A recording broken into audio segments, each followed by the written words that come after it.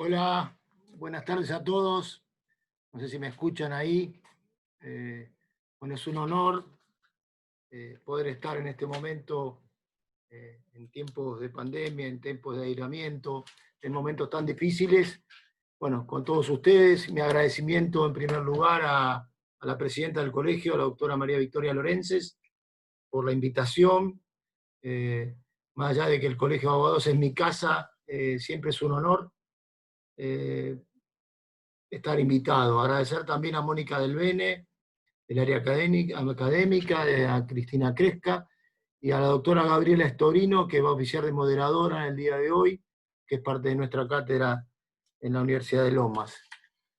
Hoy tenemos un tema que realmente ha marcado un cambio estructural en un montón de situaciones a lo largo de todo el mundo.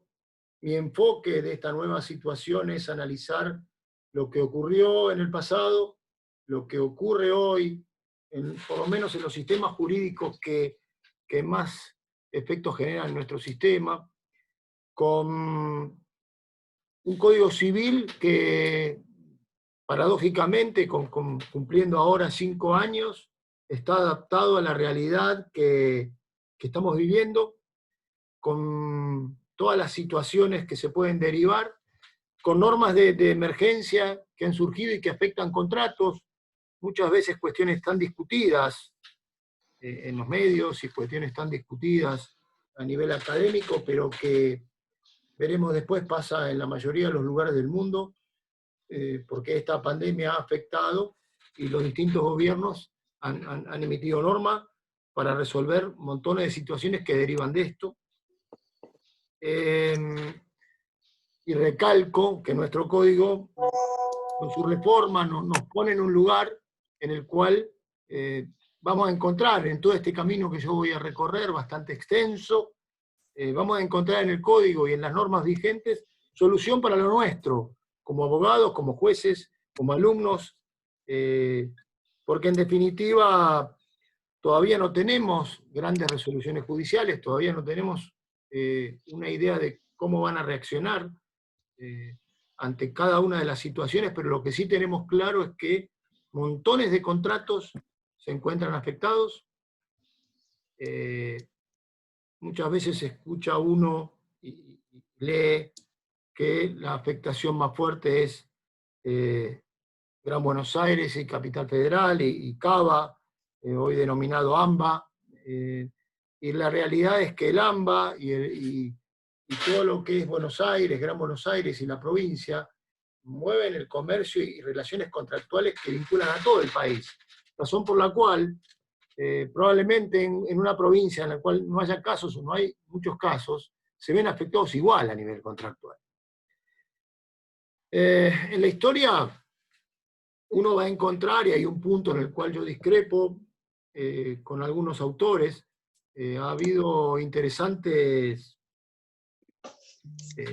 exposiciones de diferentes expertos de derecho civil respecto de esto, y de paso la veo a la doctora María Victoria Lorences y agradezco su presencia, a la presidenta de nuestro colegio. Muchas gracias. Los interrumpo un minuto nada más. Buenas tardes, Ale, ¿cómo estás? Bienvenidos a todos. La verdad es que, bueno, estaba tratándome de conectar, estaba saliendo de otra reunión, esto de lo que hablaba, y estaba escuchando a Alejandro, esto de lo que hablaba de todas estas nuevas formas a las que tenemos que ir acostumbrándonos, también son para nuestra vida diaria y para nuestra organización diaria, ¿no? Se afectaron.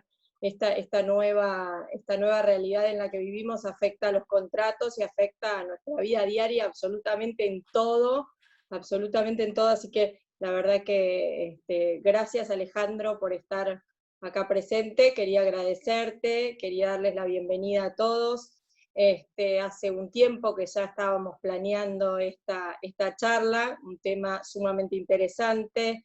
Me parece que es un tema de actualidad que todos estaban esperando que lo dieras, además de reconocer y esto no es para halagarte, pero realmente sos un experto en el tema, así que para mí yo estoy muy contenta que vos estés acá dando esta clase en el colegio. La verdad que hay temas que no pueden escaparse a nuestro tratamiento permanente. Te contaba Alejandro que, le cuento a todos, que durante este aislamiento al que nos vemos obligados a tener para cuidar la salud de todos, por supuesto, esta área académica ha logrado poner en manos de todos esta herramienta que para nosotros, para el tema de capacitación, el tema de formación y el tema de, más que nada, de estar permanentemente en contacto con los colegas, permanentemente en contacto con los matriculados, que es a lo que nosotros estamos acostumbrados, ha puesto, decía el área académica, esta herramienta en manos de todos, y la verdad, el otro día, haciendo una especie de memoria y de balance de estos últimos meses, más de 9.000 colegas, Alejandro, se anotan en los cursos y se han anotado en el transcurso de estos meses en todos los cursos que estamos dando de capacitación dentro del Colegio de Abogados de Lomas de Zamora, ¿no? Y la verdad que para nosotros eso es un orgullo, haber podido mantener ese contacto, haber podido mantener el nivel de capacitación, haber podido mantener, que es un desafío también, y haberlo podido hacer en este contexto que es muy angustiante y que trae tanta complejidad para todos los abogados, la verdad que ha sido un enorme esfuerzo, pero también un enorme orgullo de nuestro colegio. Y hay muchos temas que se van sumando, muchas problemáticas, mucha temática dentro de los distintos institutos que se van sumando a medida que el tiempo avanza y a medida que esta circunstancia también se complejiza, que es lo que nos llevó a pedirte que organizaras esta charla dentro del marco de lo que es el Instituto de Derecho Civil, del cual, bueno, en materia en la que vos sos experto, Alejandro, así que no tengo mucho más que decir. Te vamos a comprometer para que sigas dando charlas dentro del colegio, sabemos que tu agenda es bastante complicada, pero nosotros somos súper insistentes, tanto Mónica, Cristina como yo, así que no te vamos a dejar tranquilos. Las tres vamos a seguir insistiendo para que nos acompañes en esto que es sumamente importante para nuestros colegas. Y quería contarles 2 segunditos nada más, antes que sigas, que bueno, estamos trabajando en este momento en lo que va a ser esta nueva etapa de apertura o de apertura escalonada, porque seguramente en algunos días no muy lejano podremos empezar a abrir con alguna guardia mínima la sede de nuestro colegio de abogados, ¿no? Por supuesto, vamos a seguir con todas estas herramientas a distancia, virtuales, digitales, que tiendan a la capacitación y a la reunión de los colegas y a la mayor cantidad de prestación de servicios posibles a distancia, pero vamos a seguramente empezar a abrir las puertas de nuestro colegio que tanto queremos, ¿no? Y que tanto queremos transitar con mucha prudencia, con mucha distancia y con mucho cuidado para la salud de cada uno y cada una.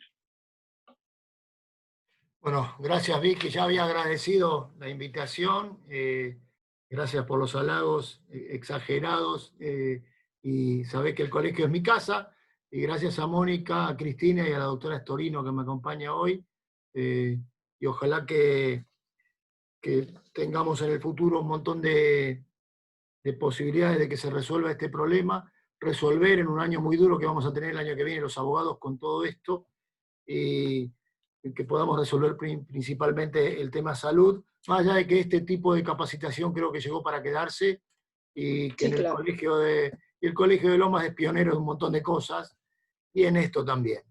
La humildad que tenemos todos los colegiados de Lomas es esa. Así que gracias, y bueno, te invito a quedarte. Gracias. Muchas gracias, los dejo con la clase, tranquilos, solamente quería saludar a cada uno de ustedes y agradecerte personalmente, Alejandro, y a las chicas del área académica, como siempre. Un beso enorme. Gracias, Presidenta.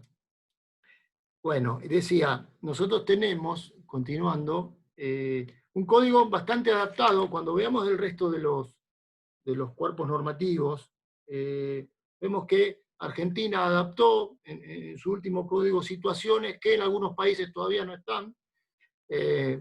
Hemos tenido, y se decía,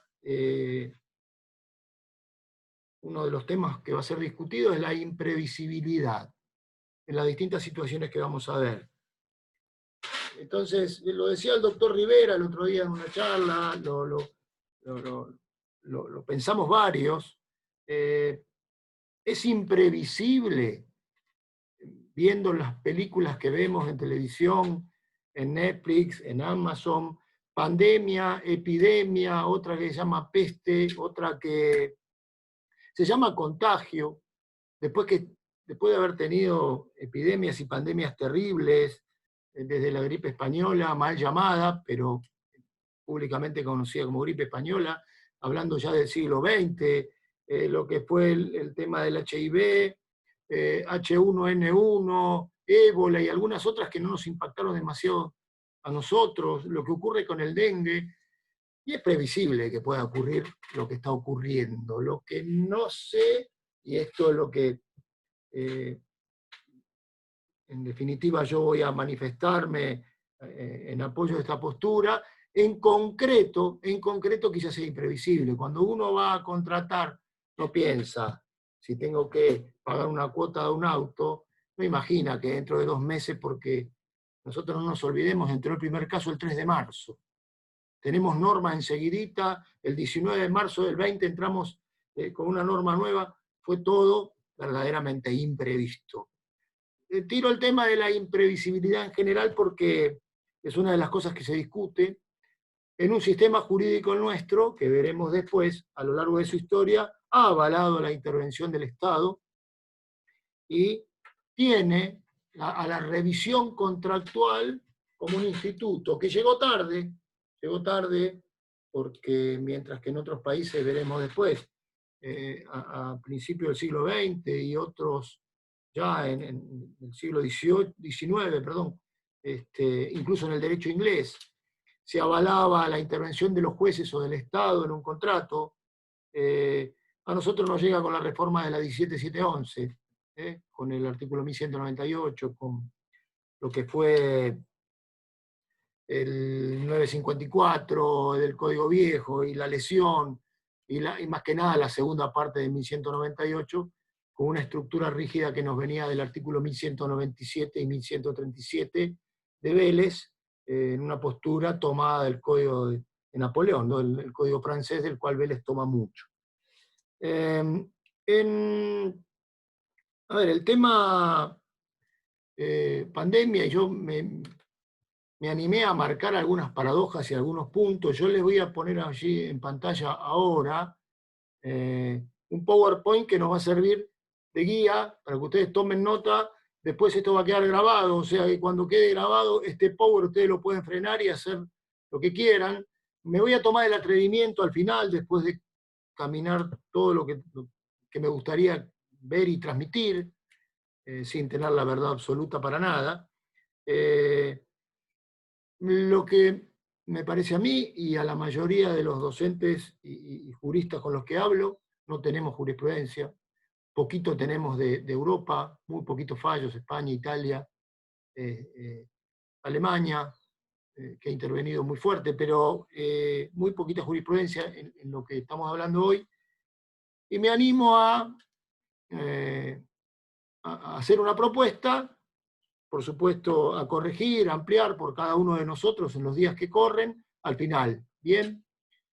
Y insisto en que me interesa recorrer desde Roma hasta hoy.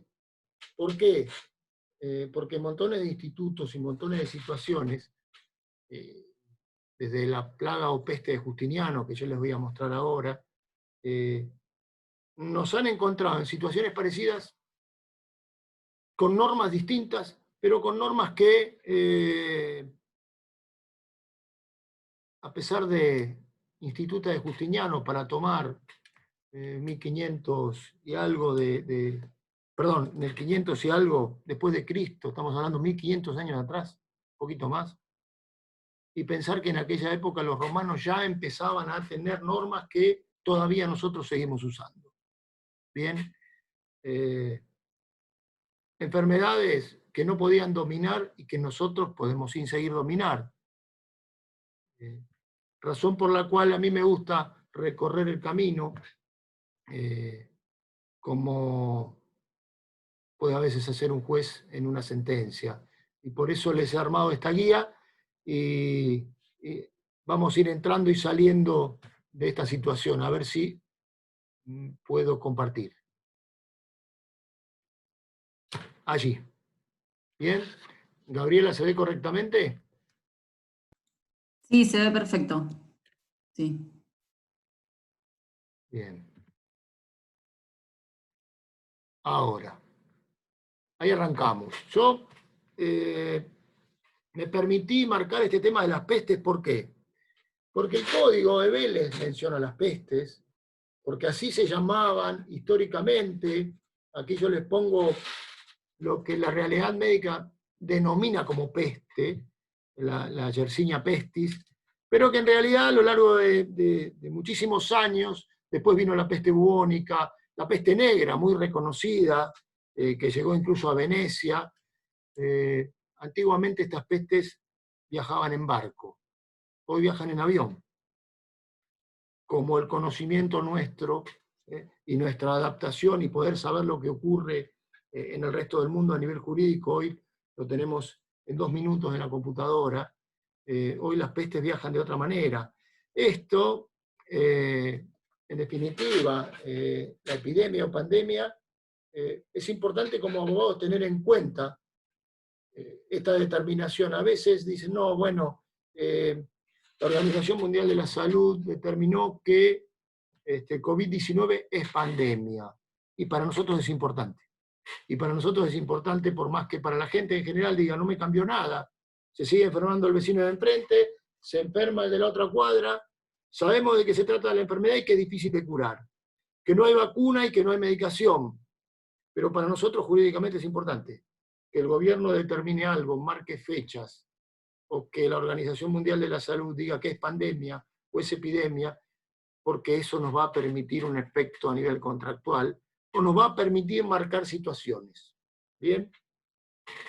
Quería marcarlo para irme después a lo que yo llamo la paradoja de Justiniano. Esto lo analicé y digo, bueno, Justiniano, que no era un señor muy querido, porque nosotros cuando estudiamos Derecho Civil, las institutas de Justiniano y vemos el digesto, y vemos que en definitiva se volcaron montones de cuestiones de juristas.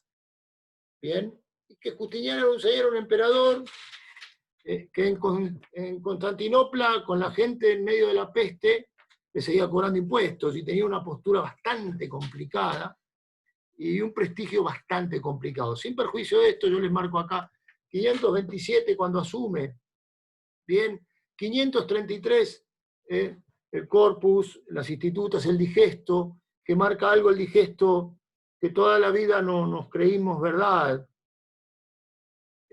Un detalle, ahora sigo con este año 541.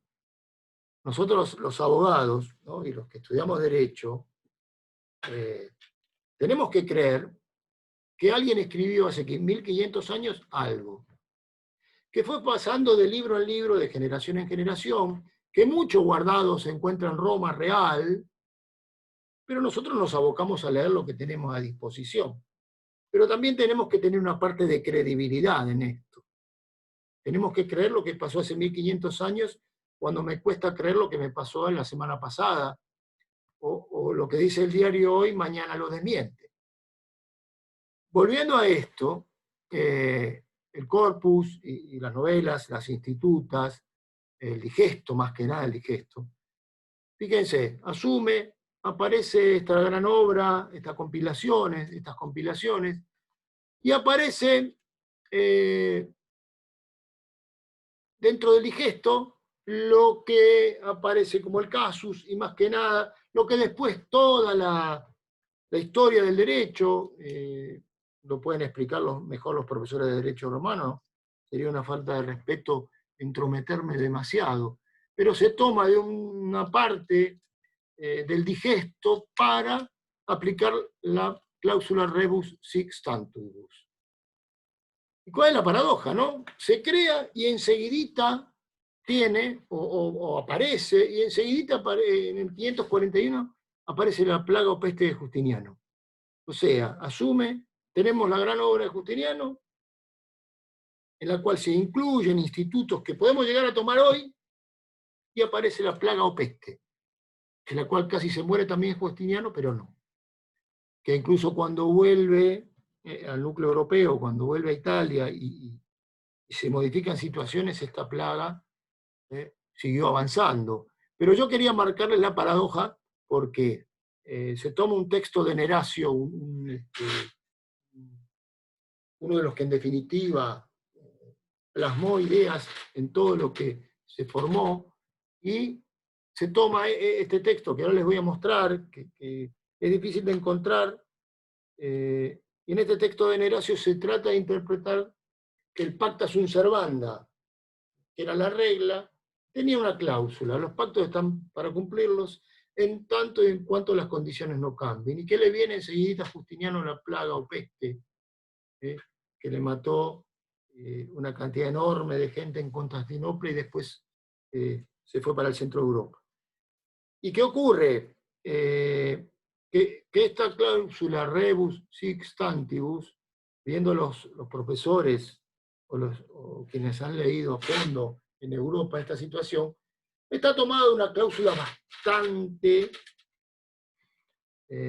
dudosa, que les paso a mostrar a continuación. Interesante todo esto para mí, porque parece increíble, ¿no? Nosotros hace 5 años modificamos un código, incluimos, entre otras cosas, la frustración, un código más causalista, la frustración del fin, que va a ser determinante en esta época. Y bueno, sí teníamos en 1198 antes, pero bueno, de este párrafo que yo les copio acá, de Neracio, se tomó la cláusula rebus sic stantibus, un instituto o este punto que trataba de la dote que tenía que pagar la familia de la mujer, y la situación que se daba de la posibilidad de cambio de situación cuando había un divorcio, en este caso la situación que se daba cuando los contrayentes eran menores de edad. Yo me quedo con lo que en definitiva analizaba Ripper, que dice, bueno, esto en definitiva toman glosadores y posglosadores este punto para decir lo que decía después Bartolo de Sassoferrato, según muchos juristas, uno de los grandes juristas de la historia, que marcaba o explicaba o ampliaba esta cláusula rebus sic stantibus, que para nosotros va a ser determinante. Que durante, veremos después, los tiempos de Vélez, con la adopción de un código de Napoleón, que era bastante duro al respecto, no se aplicó, que por las marchas y contramarchas de nuestro país, recién la reforma llega en 1968, de la mano de un gran jurista, como Borda, pero dentro de un gobierno militar. Por eso es el decreto ley 17711, que todos los que están acá lo saben. Marcaba lo que decía Ripper, para mí lo más serio de todos los antecedentes que podemos nombrar, para mí, Ripper, Larens, el alemán con mis dudas por sus orígenes a nivel político bastante complicados, Oertmann, quizás el padre de este tema en Alemania, el cual muchos tomamos, y Ripert y su obra, que a nosotros no nos pueden clarificar todo esto. ¿Bien? El caso fortuito, con características propias similares, que en definitiva en aquellos tiempos nos marcaba una diferenciación, que después en la nota del artículo 513, que yo también les pongo aquí, la nota del artículo 513, Vélez hace la diferenciación entre lo que sería el caso fortuito y la fuerza mayor. Lo poco criticable desde el derecho de las obligaciones y la responsabilidad civil y de los contratos, para mí, del código nuestro, sería, por supuesto, diferencias podemos tener todos, y tengo diferencias en algunos puntos, pero En lo que respecta a las notas, las citas y las concordancias, encuentro una de las cuestiones que dejamos de tener que eran importantes. Cuando uno ve otros cuerpos jurídicos no la tienen. El código alemán no lo tiene, el código italiano tampoco, o el código español es bastante particular. Cuando uno recorre las modificaciones mismo del código francés del 2016, no las tienen. Me hubiese gustado que la tengamos, pero también es cierto que no las tienen. Y este tema, que el código nuevo unifica. En el 1730 unificamos, caso fortuito, fuerza mayor hacia los efectos. Bien. Y adentrándonos a lo que en definitiva vamos a terminar viendo. El código francés, en estos artículos, 1134 y 1135, nos marcan el antecedente más fuerte de lo que va a ser el artículo 1137 y 1197 de Vélez Arfield. Que hago la comparativa porque a partir de acá empieza a caminar y a recorrerse en el mundo el tema. El código francés, más allá de los antecedentes de los juristas que fueron los previos, vieron que respecto al código francés tenemos aquellos que trabajaron antes y aquellos que después lo comentaron. En el derecho prusiano ya había normas antes del código francés que habilitaban esto del análisis, porque ¿cuál es la cuestión central de nuestra reunión de hoy? ¿Cuál es la cuestión central respecto de los contratos, a mi humilde entender? Primero, la posibilidad del Estado de aparecer interviniendo en relaciones contractuales entre particulares. ¿Bien? A través de su función legislativa, a través de la ley o a través de un decreto. Por otro lado, la misma intervención estatal en los contratos, la interpretación, con lo que implica la interpretación, integrar, modificar, de parte de los jueces. Y en este punto es en el cual Vélez toma un camino, que es el del Código francés, que no daba lugar a demasiado análisis. Algunas veces se ha tomado el puntito que dice debe llevarse la ejecución de buena fe, como para poder interpretar qué es buena fe o qué no es buena fe. Lo cierto es que este código, del cual nosotros somos hijos, porque Vélez toma mucho del código francés, porque hasta hace 5 años teníamos vigente más del 60% del código originario de Vélez. La reforma de la 17711, incluso en este punto, reformó el 1198, es cierto. Ahora, la regla del 1197 la teníamos. ¿Bien? Y la tenemos, en cierta medida. Pero yo creo que acá es donde después el derecho inglés tiene una postura, veremos después, el derecho francés no cambió demasiado, sino hasta el 2016. Sí, por supuesto, el Consejo de Estado fue marcando la situación de una forma distinta, hubo modificaciones, sí, anteriores, pero con una postura rígida en respetar la voluntad de los contratos. ¿Bien? La autonomía de la voluntad de las partes en el contrato. Bien, y llegamos a Vélez. Difícil se hace criticar un código que fue importante para nuestro país, consecuencia de la Constitución Nacional, que en 1853 termina en 1860 de conformarse el Estado, 1864 que le otorgan a Vélez la potestad, 1869 que lo termina, 1871 que entra en vigencia, tiempos en los cuales en los demás sistemas, por lo menos jueces, incluso en Inglaterra, yo les voy a marcar un fallo de 1863, que ya daba lugar a un análisis y la discusión en otros países del rebus sic stantibus o de la cláusula rebus, como muchos llamaban, pero Vélez toma la postura rígida.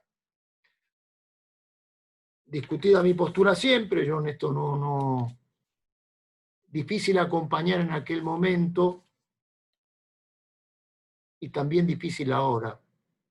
La libertad y la igualdad en el contrato siempre fue algo que para mí fueron principios ficticios.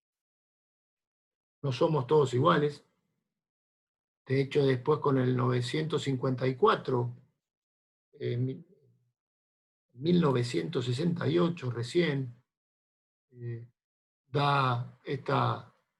aparece la situación que después se ratifica en el código con alguna pequeña reforma, la lesión subjetiva objetiva, que en definitiva nos dice que esta necesidad, ligereza o inexperiencia de una parte, y todo lo contrario de la otra, nos divide como sociedad.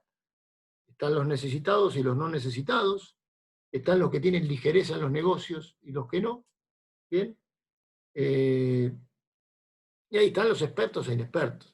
Todos los que estamos aquí, indudablemente, vamos a saber analizar un contrato. Ahora, a cualquiera de los que estamos aquí, nos pueden vender un auto con el motor fundido, ¿bien? Porque no somos expertos en autos. Entonces, la igualdad de la época de Vélez, por supuesto, era más inexistente, y la libertad de contratar también. Sin perjuicio de lo cual, la postura era rígida, hasta 1968. Fíjense ustedes, 99 años y para la reforma. ¿Bien? Caso fortuito, fuerza mayor. Me adelanto algo. A ver. ¿Por qué yo quiero recorrer todo este camino? Porque es el fundamento de todo lo que nosotros vamos a tener que justificar. ¿Bien? Y también puede ser el argumento para mantenerme firme en una postura, decir, no, el contrato es este, la pandemia no afectó, después veremos qué pasa con la pandemia o el hecho del príncipe. O bien del otro lado, intentar una resolución, un reajuste. Nosotros vamos a tener, más allá de que siempre intentar la mediación para llevar a un reajuste, para llevar a una rescisión, bien entre partes es lo ideal. Ahora nosotros vamos a tener que entender que vamos a tener que aplicar la normativa de emergencia que interfiere en las relaciones contractuales, que veremos después cuáles son, ver qué ocurre si tenemos que aplicar caso fortuito, en 1730 hay posibilidad de cumplimiento, todos los artículos del código vinculados a esto. Si vamos a encontrarnos en aplicación de la teoría de la imprevisión, esto es la excesiva onerosidad derivada de la pandemia, o bien de el hecho del príncipe, o si nos vamos a encontrar ante frustración de los fines del contrato. Bien, esto que en muchos libros vamos a encontrar como antecedente fundamental lo que ocurría en el derecho inglés, sin perjuicio de lo cual tenemos toda una estructura nosotros paralela a esta. Este 513, bueno, marcaba el caso fortuito, bien, dividía caso fortuito fuerza mayor porque la diferencia la vamos a encontrar en la nota al 514, bien, y este punto para mí es determinante. Yo no me animo a enojarme con el código nuevo, pero para mí es importante la diferencia. Para mí es importante la diferencia entre caso fortuito y fuerza mayor. Nuestro código en el artículo 1730 nos va a marcar que a los efectos vamos a encontrar en la misma situación.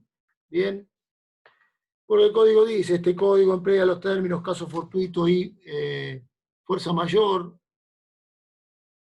en cuanto a como sinónimos. Bien, y realmente hay diferencia. El caso fortuito, cuestiones de la naturaleza, la fuerza mayor, que deviene de la cuestión del hombre, en el cual vamos a encontrar el hecho del soberano o el hecho del príncipe. Y para mí la diferencia de análisis en un caso particular es diferente. Y mire si será diferente, no me voy a atrever a pelearme con un código nuevo y ni a ir a la justicia a plantear esto. Sí, dejar un comentario, por supuesto, en una demanda o en una contestación o en una reconvención. Pero allá acá, en el análisis de casos que nosotros vamos a tener que ver si, por ejemplo, un incumplimiento contractual está derivado del COVID en forma directa o del hecho del príncipe. Porque bien, el señor que tiene que venir a pintarme la pieza de mis hijos, y yo tengo un contrato firmado que dice que finalizaba en el mes de junio y arrancaba en el mes de abril, ese señor puede no cumplir porque se enfermó de COVID, o puede no cumplir porque en el lugar donde lo tiene que cumplir, en este caso, provincia de Buenos Aires, hay una normativa emanada del Estado que impide que lleve adelante esa actividad. Entonces, en análisis de casos vamos a ver que es distinto. Más allá de eso, interesante la nota, interesante la división, me interesa manifestarla siempre, pero nuestro código en el 1730 nos ha unificado la situación y ya no la podemos discutir mientras no se modifique. Tampoco es demasiado importante o complicado para un juez tener que resolverlo, a mi modesto y humilde entender. A ver, fíjense, el tema de la peste también es mencionado en varios artículos, en este caso de locación, es la nota del artículo 1522, en el cual menciona las distintas situaciones y en el tema de la peste lo toma o cuando toma en general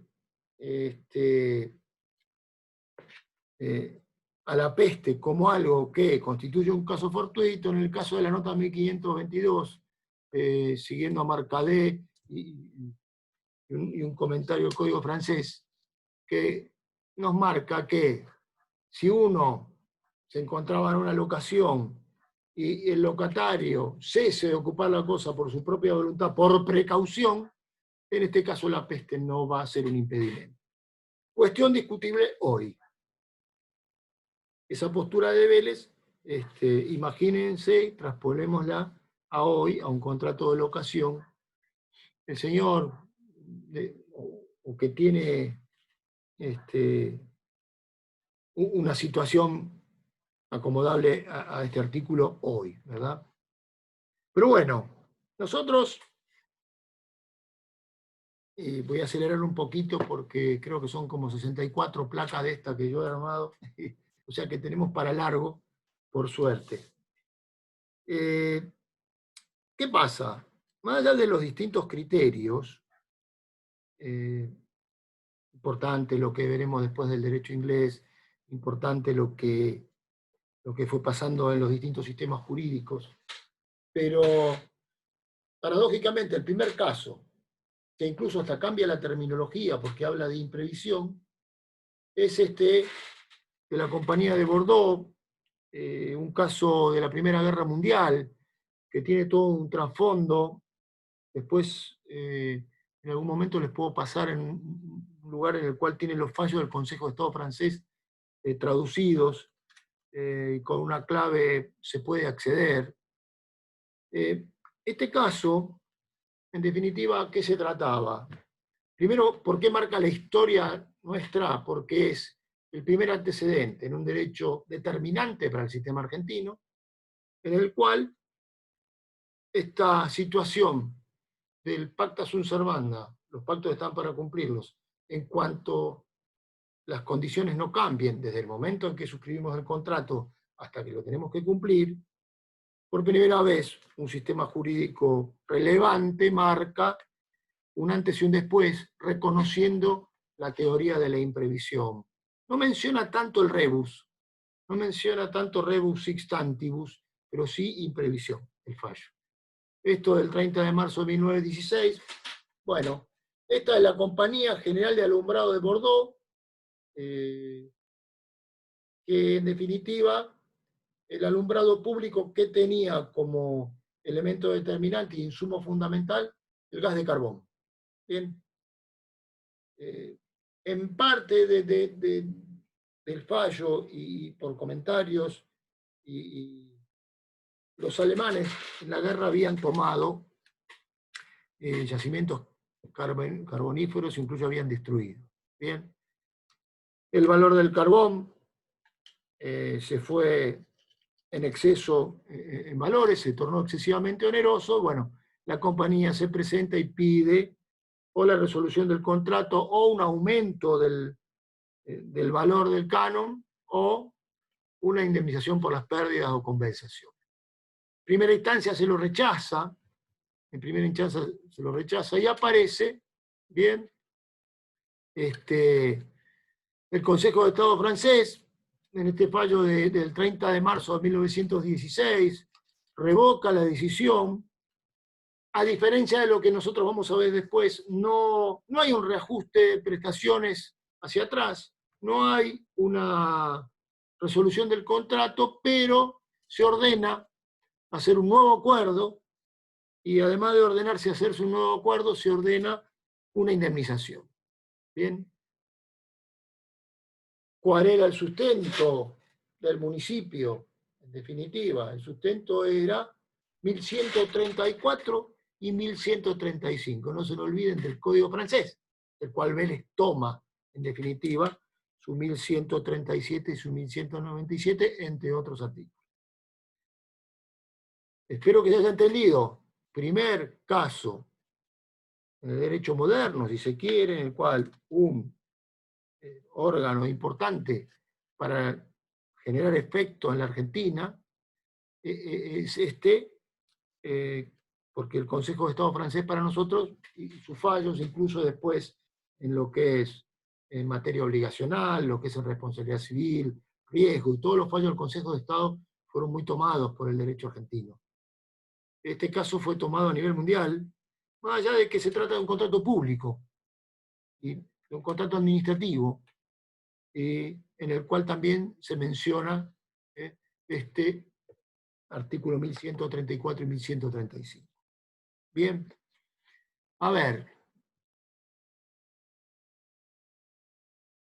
todo este camino que vamos a recorrer, les voy a pedir que ustedes vayan tomando notas. Si quieren hacer alguna pregunta, la hacen al final por escrito, y Gabriela después toma la palabra, me hace las preguntas, y para no tener no superponernos, si hay alguna sugerencia, Gabriela, si voy muy rápido me avisás, porque yo no me pongo a mirar el chat porque se me va la pantalla. Me avisás y lo vamos regulando. Bien, si es que voy muy rápido o si no se entendió algo, me lo preguntan al final. A ver.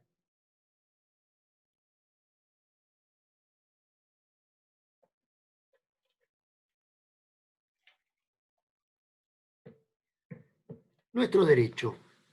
Nuestro derecho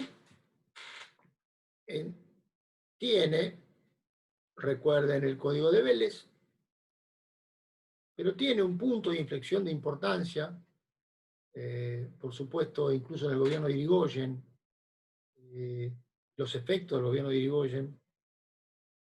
Y fíjense ustedes, ¿no? Hoy nos llega la pandemia, iniciada en China, entra a Europa, nos llega en avión a Argentina, y fíjense lo que yo les voy a marcar aquí, cómo interviene el Estado, en este caso de las dos maneras, en forma previa y en forma posterior. En forma previa a través de leyes, en forma posterior a través de resoluciones judiciales. En el primer caso, como consecuencia de el caso que tenemos sobre la izquierda, Ercolano, un caso que lo habrán visto en contratos, Ercolano, y también Ercolano lo pueden haber visto en poder de policía, en derecho administrativo. que también se ve a Vico. ¿Y qué pasa con estos dos fallos? ¿Por qué son determinantes también para mi modo de ver en lo que puede pasar hoy? Y vamos a encontrar similitudes. En el caso Ercolano, consecuencia de la Primera Guerra Mundial, gran cantidad de personas que vienen escapando de la guerra, una de las primeras migraciones fuertes, ya había habido una inmigración fuerte, esta más vinculada a la guerra, y en este caso la intervención del Estado, en el caso de este Ercolano, para ponerle límite o intervenir en contratos de locación entre particulares. Esta ley, la 11.157, bueno, marcaba, en aquella época había muchos contratos verbales, pero bueno, fijaba precios incluso con efecto retroactivo, pero lo más importante para nosotros, intervenía una relación contractual en los términos del artículo 1137 y 1197. Esta intervención estatal generó una cantidad de juicios. Ercolano, el más reconocido, bueno, la Corte, en definitiva, marca por primera vez la posibilidad de que el Estado pueda intervenir diciendo: los derechos, en definitiva, los derechos no terminan siendo el derecho de propiedad en este caso y la libertad de contratar, no son, no deben tener nunca un concepto antisocial, y la palabra antisocial por allí aparecía, y hablaba de que no existen derechos ilimitados, y que puede existir el poder de policía del Estado. El Estado, en ejercicio de su poder de policía, puede, en definitiva, limitar derechos individuales, porque de esto se trata el ejercicio del poder de policía como función legislativa. Y habilitaba a esta ley 11.157, y yo les marco allí, cita muchos fallos importantes de Estados Unidos y cita la Constitución de Estados Unidos. Si tienen ganas en algún momento de revisarlo, también ese fallo está en internet. Bueno, yo lo tengo en papel, pero este fallo, claro, dice: siendo la Constitución argentina una constitución similar a la Constitución norteamericana en un montón de cosas, con principios de derecho de propiedad, bueno, incluso la vieja Constitución, en su preámbulo, y ven el preámbulo norteamericano, van a encontrar montones de cosas. Dice, bueno, pero el Estado puede intervenir para limitar derechos individuales, en este caso por la situación social, en este caso por el precio de los alquileres que se había ido muy alto. Y el otro caso, a Vico contra de la Pesa también, situación similar, pero en el contrato de hipoteca. Apostilla. ¿Por qué me centré en estos dos fallos? Hay un montón de fallos posteriores, después incluso hay fallos en contra, anteriores, del Ercolano, de la limitación de los derechos individuales, también vamos a encontrar después. Incluso recuerdo Horta contra Arguindegui, fallos distintos. Pero estos marcan algo que hoy tenemos. Intervención, contrato de locación 11.157, contrato de hipoteca años después, 11.741. Hoy el Estado, dos contratos en los que ha intervenido en la relación contractual entre particulares a través de un decreto, ha sido precisamente la locación y la hipoteca. Después también en el tema bancario, yo se los marco un poquito más adelante. En el caso Avico contra de la Pesa, bueno, había limitación de tasa de interés. Este juicio era consignación de intereses. Había limitado el valor de la tasa, había fijado y congelado precios. Y toda la situación de 1929, que trae la crisis del 30 a la Argentina, fue la que en definitiva motiva a todo esto. ¿Bien? O sea, lo que estamos viviendo con normas distintas en algún momento de la historia del mundo, de la historia argentina, por diferentes emergencias, vamos a vivir hoy, pero el temor lo estamos viviendo hoy, y las normas son diferentes. Bien, entonces, les marco estos dos, porque a veces la intervención estatal es muy criticada, pero la intervención del Estado para limitar derechos de contratación en pos del interés general es válida. Lo ha dicho la Corte en los periodos democráticos, lo dice la Corte norteamericana, veremos los fallos del derecho de otros países. Y en este caso marcó algo, ¿no? El antes y el después. Interviene antes a través de una ley, en estos casos, interviene después a través de la Corte. Estos son fallos de Corte. Muchos de ustedes ya los habrán visto, lo habrán leído, pero está bueno recordarlo en este momento, porque seguramente muchos jueces lo van a citar. Bien, bueno, lo que es la imprevisión a partir del caso Bordeaux, vamos a encontrar en el derecho argentino que, te recuerden, tuvimos varias situaciones. Fíjense este texto que yo les vuelco acá de Salvat, 1952. Tenemos muchos autores que intentaron llevar adelante una reforma, Lafayette, Spota, bueno, montones de juristas, incluso el doctor Borda, con el punto de la imprevisión, ¿verdad? Porque en definitiva, yo digo que es un factor o un eximente relativo de responsabilidad, en lo que es la responsabilidad contractual. Otros dicen que es un incumplimiento excusable, como decía aquí Salvat. Bien, llegamos al 17711 con la teoría de la imprevisión. Bueno, veremos que hay una pequeña diferencia, rápido con esto, porque no dudamos que se debe tratar de un contrato como regla conmutativo, de ejecución continuada o diferida. Aparece también en algunos fallos el tema del largo plazo, del contrato de largo plazo. Eso también marcó, veremos después, el Tribunal Supremo Español.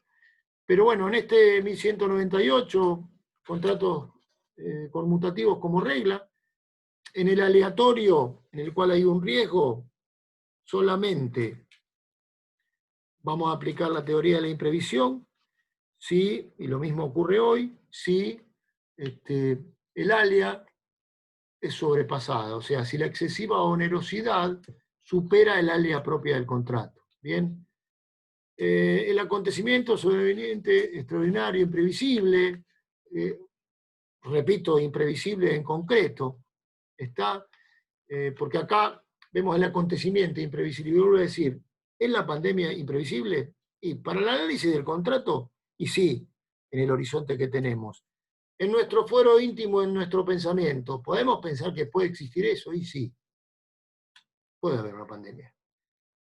Bueno, efecto, recuerden que antes de la reforma, y con este 1198, demandar la resolución del contrato, y la otra parte, bien, podía ofrecer el reajuste equitativo, la jurisprudencia que había avalado que también pueda quien demanda, en definitiva, la parte perjudicada o supuestamente perjudicada, pedir el reajuste, no se aplicaba si había culpa, pero tampoco desde la mora.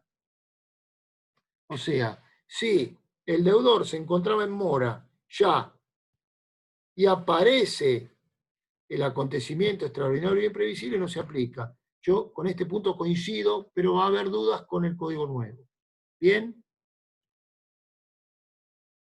Aquí tenemos el texto del artículo, por si quieren verlo. Y nos vamos a otros países para recorrer la situación y llegar a la Argentina ya en nuestros tiempos. Más allá de que el derecho inglés fue importante en cuanto al impacto sobre Estados Unidos, ustedes bien, tiene un sistema muy especial en el cual en todo el derecho anglosajón, para llamarlo de una manera, en todo el derecho anglosajón lo importante es la letra del contrato. Lo importante es la palabra de las partes. Y la intervención estatal antes casi no aparece y en forma posterior es muy excepcional. Bien, la aplicación férrea de la autonomía de la voluntad. Aquí tenemos el Universal Commercial Code, que es un sistema en el cual los estados norteamericanos, que es lo más parecido a que tenemos en aplicación, los estados se ponen de acuerdo, en definitiva,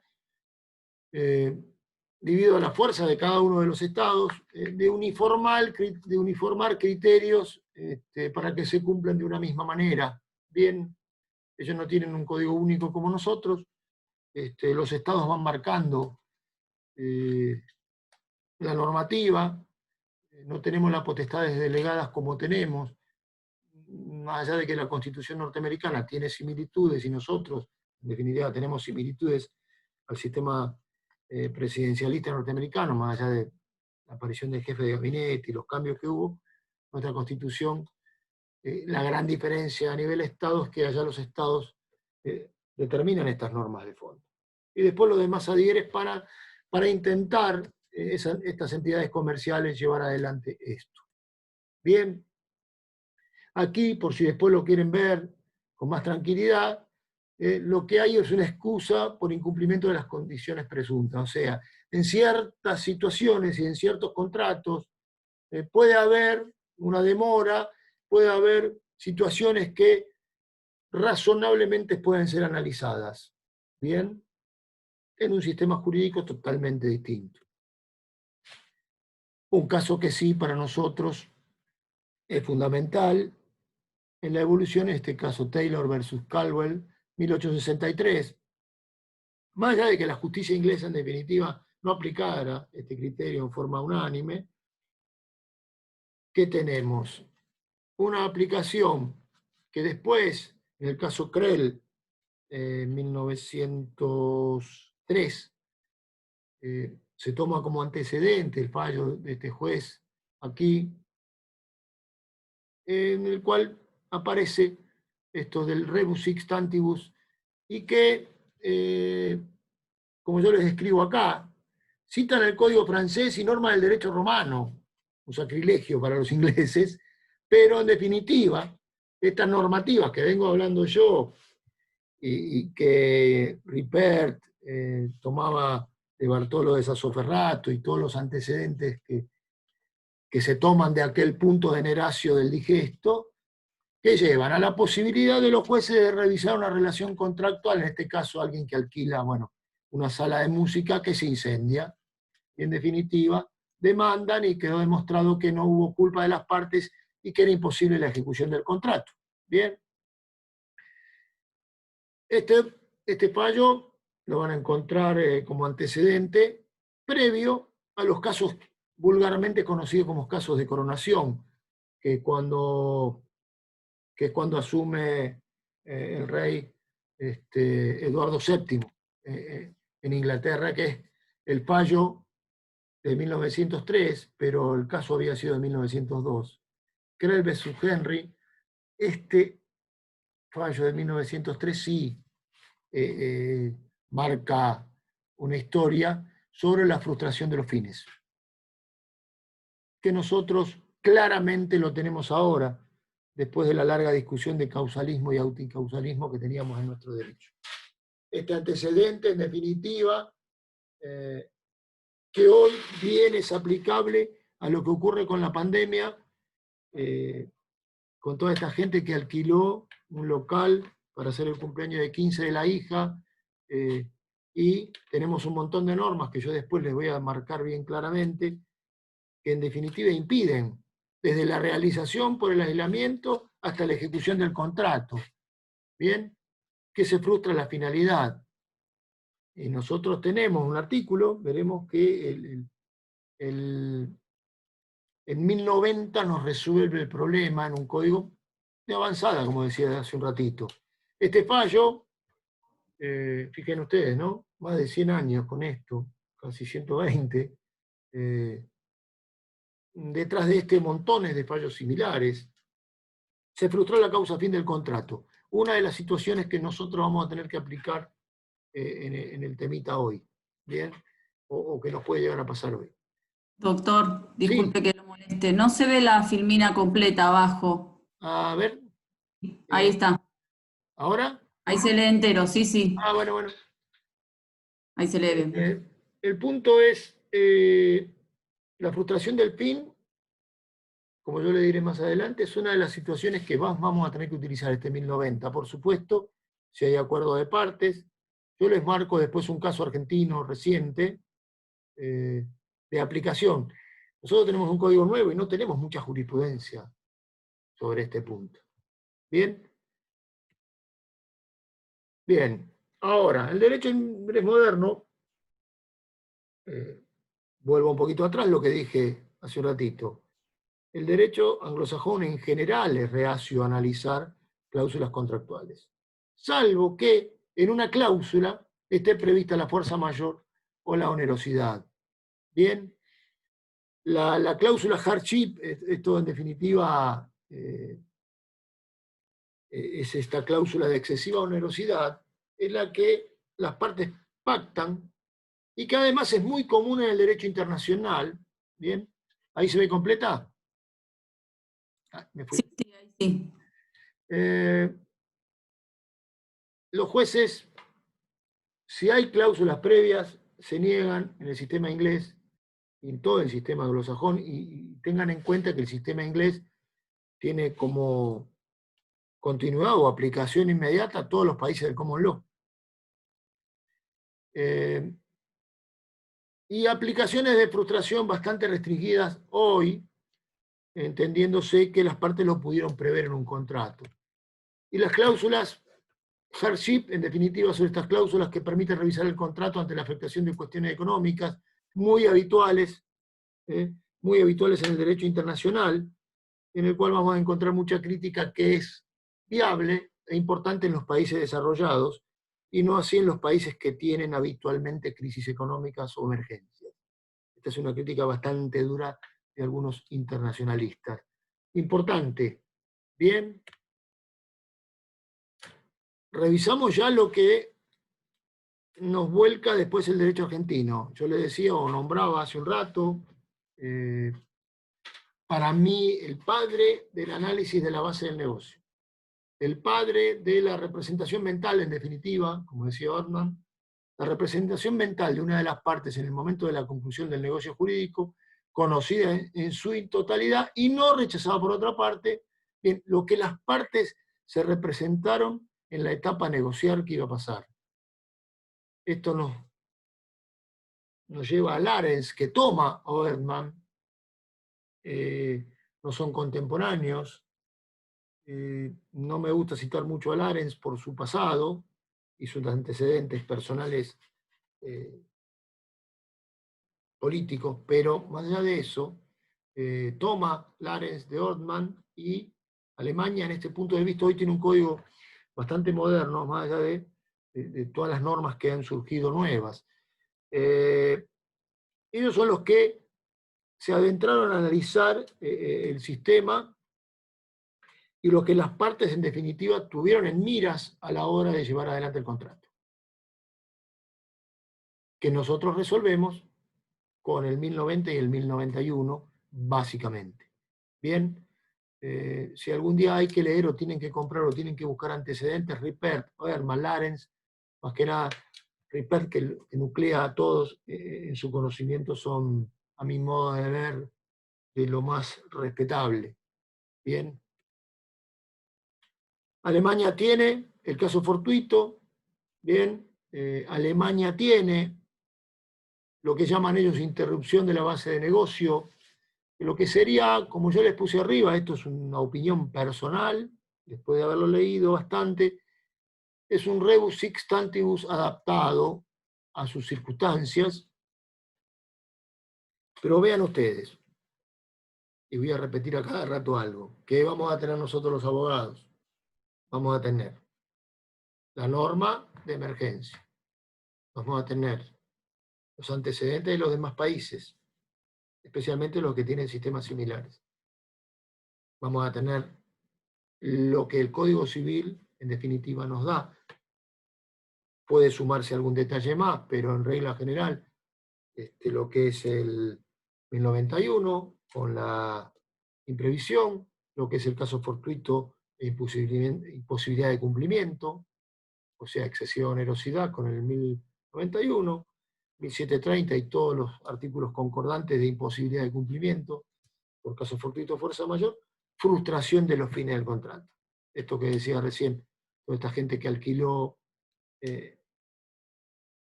que no pudo llevar adelante los fines por los cuales contrató. Alemania tiene todo, tiene más que otros países, pero aparecieron montones de normas en el derecho alemán, una ley que mitiga las consecuencias de la pandemia, una ley que pone una fecha límite y dice, bueno, todo lo que ocurrió antes del 8 de marzo es válido, después del 8 de marzo no vale, ¿bien? Lo mismo con las quiebras. Ahora, achica el margen de análisis de los jueces, como decía un autor, no le han tenido confianza a su propio Código Civil, que han tenido que resolver o quieren resolver todo a través de una ley o un decreto. ¿Bien? Si fui muy rápido, Gaby, me avisás. Pasa que falta mucho, No, no me quiero por olvidar ahora de está nada. bien.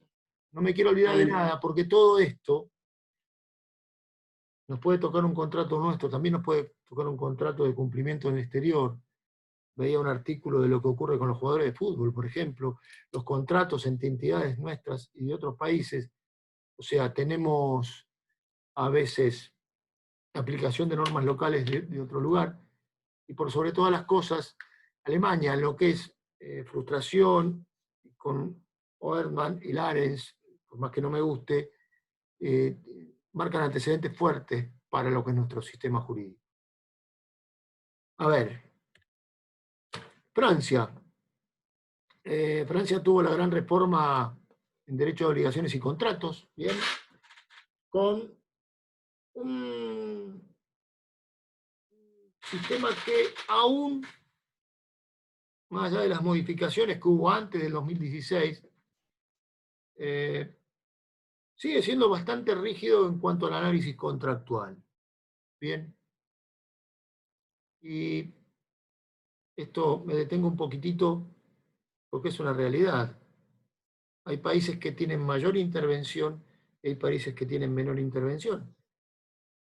¿En qué se basan los franceses en decir que deberían tener menos intervención? Por lo menos los profesores que yo he escuchado, que te dicen, bueno, en España, en Francia somos todos iguales, todos tenemos la misma capacidad de conocimiento, todos tenemos los mismos derechos, lo que está escrito en el contrato vale como regla general. Bien, aparecen estas reformas que yo les marco aquí en Francia, y vean la diferencia nuestra con ellos en cuanto a nuestro 1091, o el viejo 1198, se los remarqué aquí, si se ve clarito en el medio, un artículo 1195 del Código francés vigente que tiene situaciones similares a nuestro 1091, pero miren lo que dice. La parte solicitante seguirá cumpliendo sus obligaciones durante el proceso. O sea, que si no cumple, o como que no da crédito el artículo a la realidad de la situación. ¿Bien? Sin perjuicio de esto, yo se los quise marcar y resaltar, porque no es un dato menor que no está previsto en nuestra norma. No está previsto de esa manera. Fuerza mayor, con la característica propia de la fuerza mayor. Francia en este punto, con el tema COVID, así como fue reacio en sus comienzos con el tema de la enfermedad, marca este artículo en relación a las relaciones contractuales vigentes en alquileres y pone ciertos límites parecidos a los que nosotros tenemos y vamos a ver después en nuestro país. Bien. España tiene una gran crítica respecto de la famosa cláusula rebus sic stantibus y la ausencia de una cláusula aplicable. Los jueces se han basado mayormente en el artículo 1258 de la buena fe, porque ellos tienen su artículo 1091, consecuencia similar a lo que fue el 1134 francés, 1135, para que se entienda, similar a nuestro viejo 1197, similar a lo que ocurre en todos los países en el cual la autonomía de la voluntad es fuerte. Sí tenemos el tema del caso fortuito. Bien. Los tribunales, por lo que he visto hasta ahora, son bastante reacios de aplicar el rebus sic stantibus. Sí, lo están previendo y en los contratos que ellos llaman a largo plazo. La situación ahora de los abogados allá va a ser que llamamos contrato de largo plazo.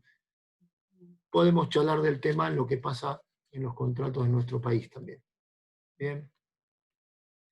En Italia tiene el tema de la causa ajena y la imposibilidad. La verdad es que también prevé la imposibilidad temporal, siempre intentando la continuidad del contrato. Bien, siempre intentando la continuidad del contrato.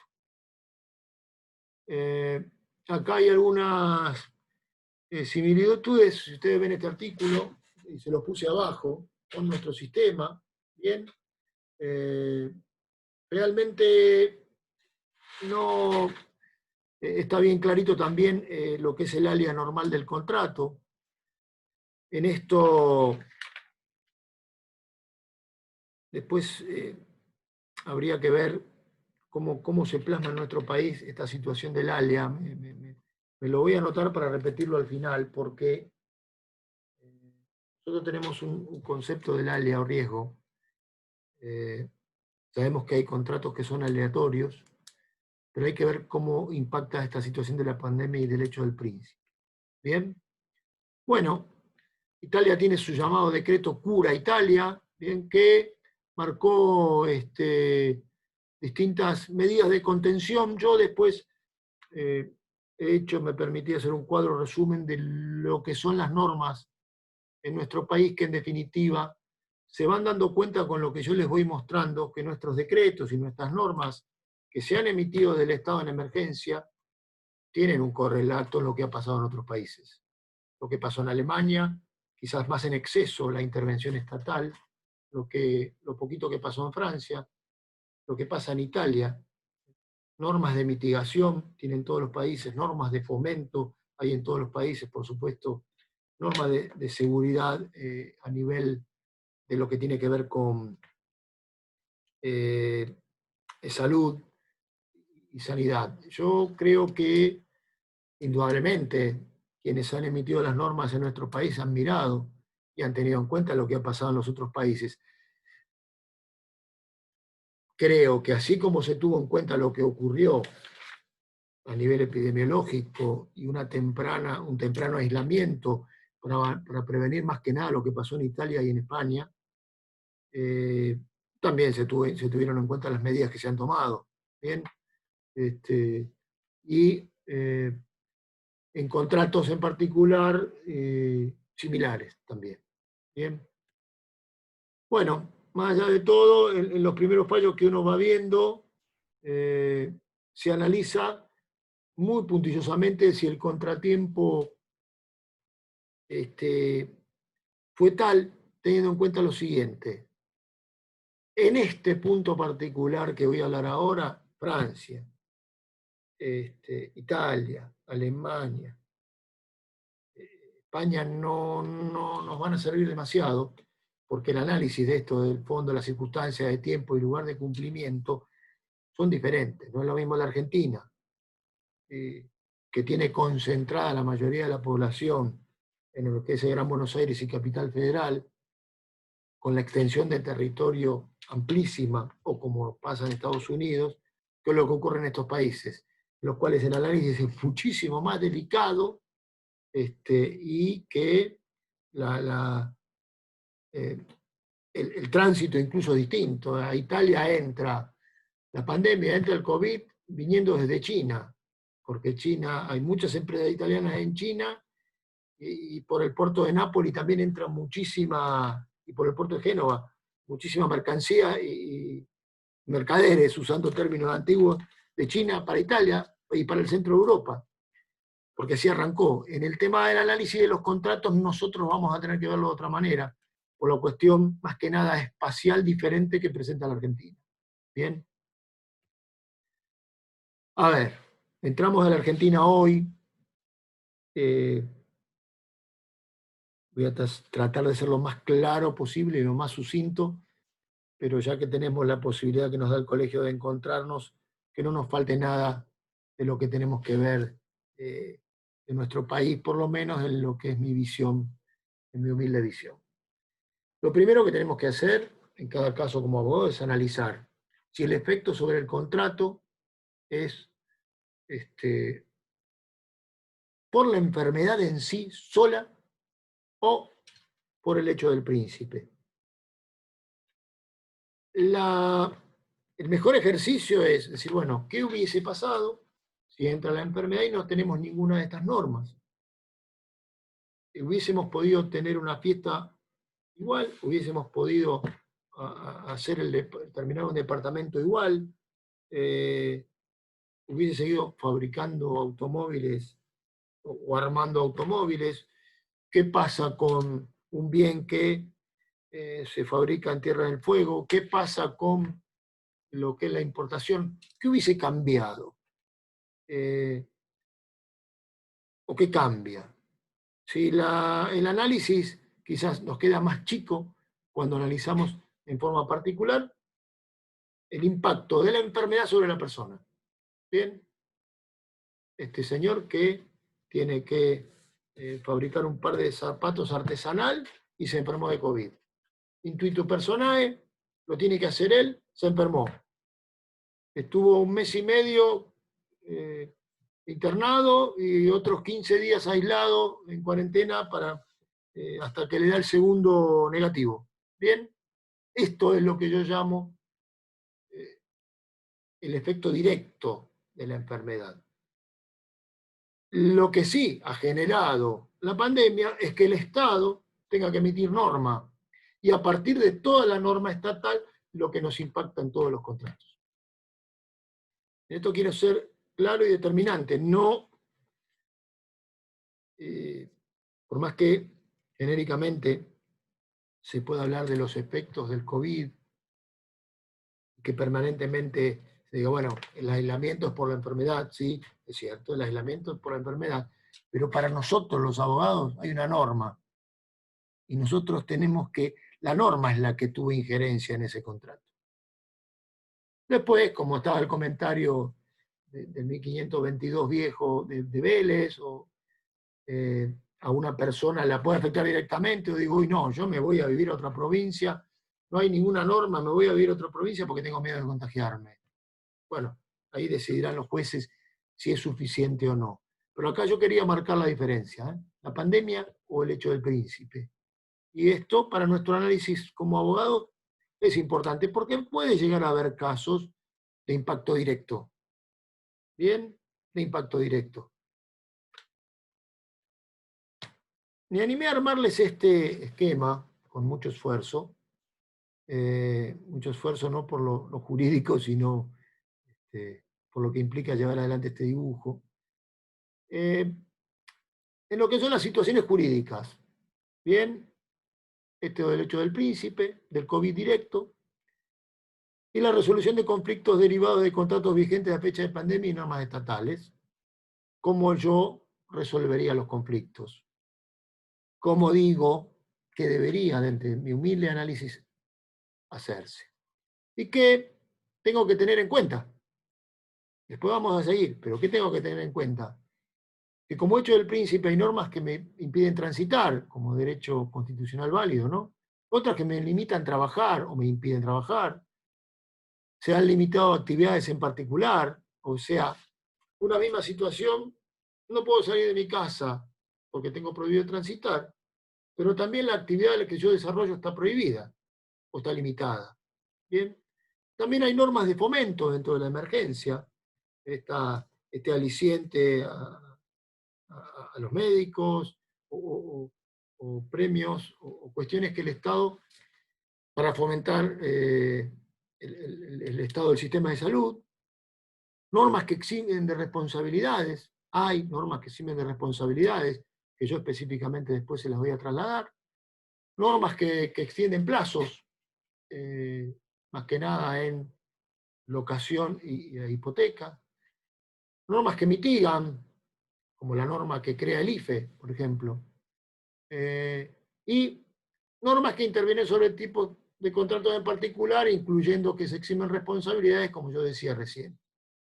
Después, lo que hablaba en la placa anterior, bueno, los efectos de la enfermedad en forma directa, que puede ocurrir, y cómo lo resolvería, digo siempre, ¿no? Que después también al final yo hago vuelvo a repetirlo, por supuesto intentar una mediación, pero ¿qué tengo que estudiar como abogado?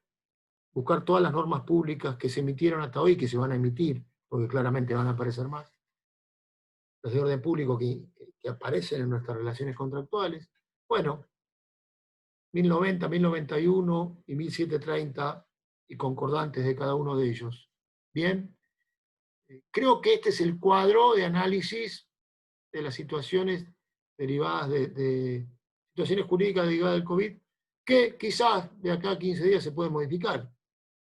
Como pueden modificarse las normas que yo después les voy a enumerar para que les queden en este cuadro, que de alguna forma también voy a intentar pasárselos para quien lo requiera. ¿Bien? Normas básicas de emergencia.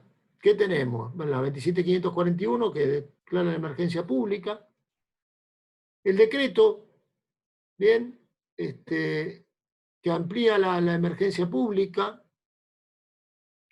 Y el decreto del 19 de marzo, por el cual desde el 20 de marzo tenemos el aislamiento social. En el análisis del caso yo le agrego, el primer caso llegado a la Argentina, 3 de marzo.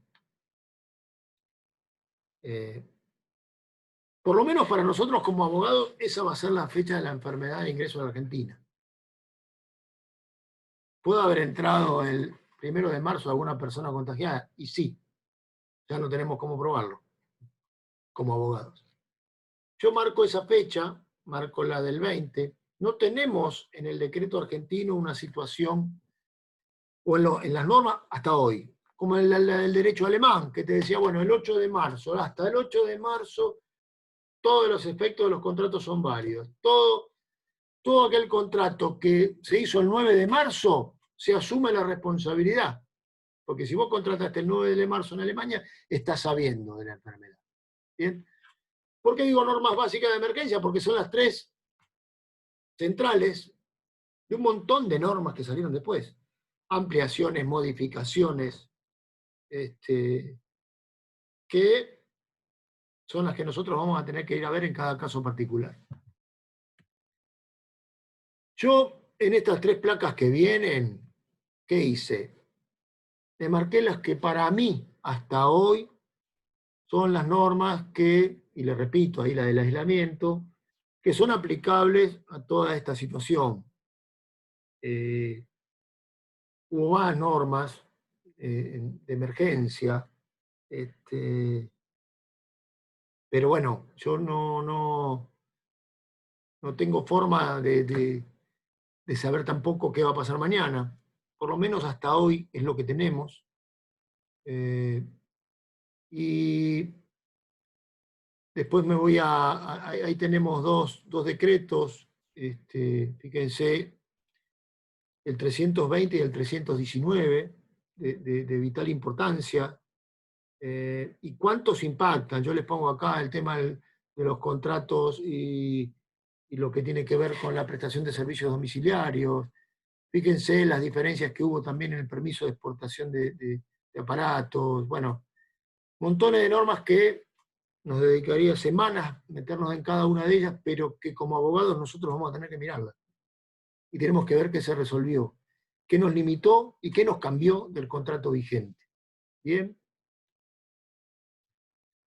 A ver, yo aquí he ampliado un poquito, ¿ven? Artículo 955 con el 930. Y acá he hecho un pequeño resumen, y repito, no podemos mediar, no podemos reajustar prestaciones, nos vamos a las normas de intervención estatal. ¿Hay normas de intervención Perdón, estatal? Sí. perdón, doctor. Las placas se ve, lo de abajo no se lee. Si las puedes subir un poco. A ver, ¿y cómo se hace? A ver, perdón, ¿eh? No. Bueno, voy a ver cómo la puedo correr. ¿Bien? Está bien.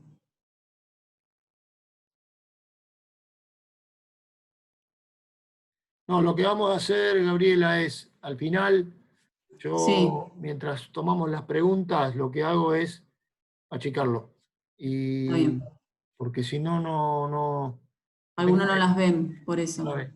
Bueno, yo digo, marqué los artículos esenciales nada más en este pequeño resumen, a ver, de lo que ocurre. A ver, nosotros primero analizamos qué norma nos interviene en la relación contractual, ¿bien? Después nos vamos al Código Civil. Primero vamos a ver qué ocurre con lo que ha habido aquí. ¿Se acuerdan? El Colano, Abico contra De la Pesa, más allá de las críticas de los que piensan jurídicamente de una forma o de otra, la intervención estatal en forma previa, en forma posterior va a existir, ha existido, fue avalada por la Corte y va a existir siempre.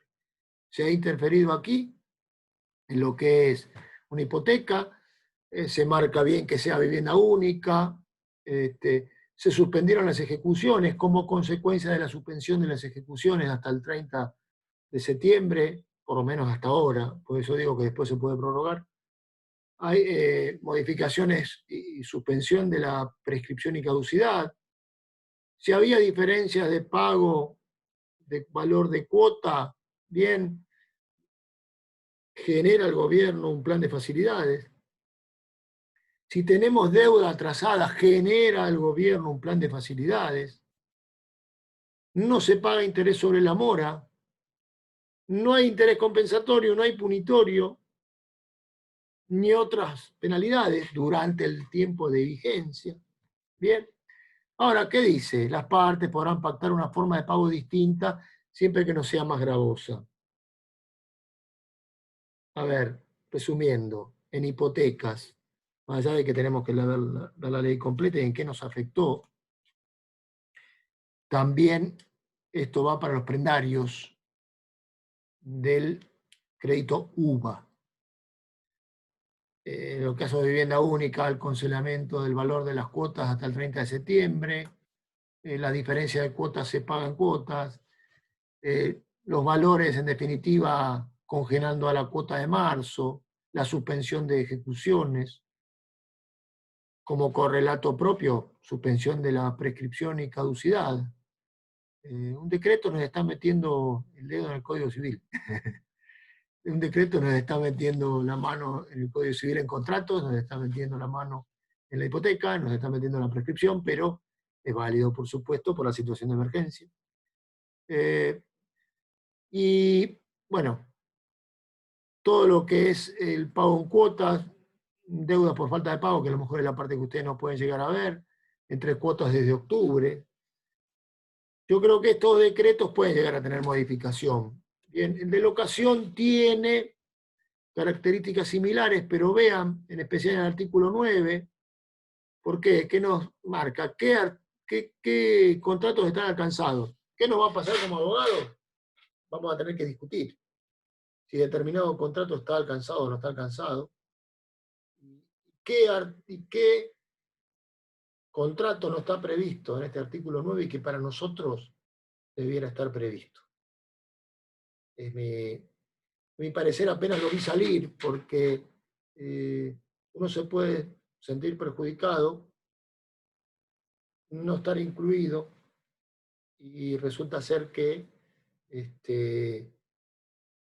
voy a tener que plantear la excepción de lo que marca esto, o este decreto, y aplicar la norma del Código Civil. Fíjense que hay un artículo bastante subjetivo, si no sé si lo alcanzan a ver, Gaby, el número 10, que habla de la vulnerabilidad del locador. Yo esto me lo había marcado porque es muy subjetivo el análisis de la vulnerabilidad del locador.